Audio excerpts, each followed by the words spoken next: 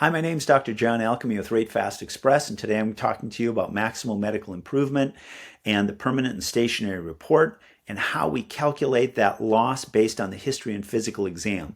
So when we're looking at doing an impairment report using the AMA Guides 5th edition, there's actually two things that have to be documented. One is pain symptoms and activities of daily living. And the activities of daily living are the things that everyone shares: eating, sleeping, dressing, driving, standing, walking, lifting, all of those things.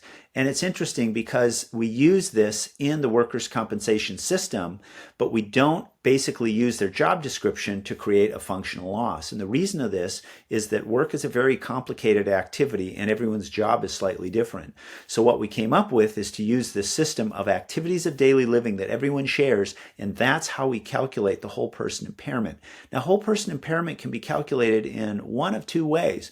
The first is based on physical exam, diagnostic tests, imaging, ranges of motion, strength, sensory loss, etc. But the second one is also the activities of daily living, and there's a direct correlation of activities of daily living loss to whole person impairment.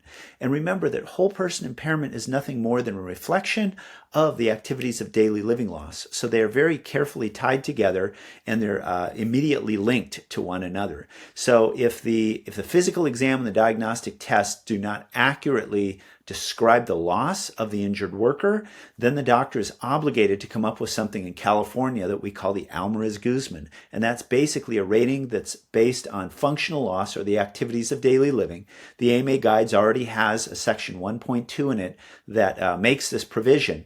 But just know that if the whole person impairment does not match the activities of daily living adequately, then we are obligated to use that rating, also called the Alvarez-Guzman, where we come up with an alternative rating based directly on the functional activities of daily living loss.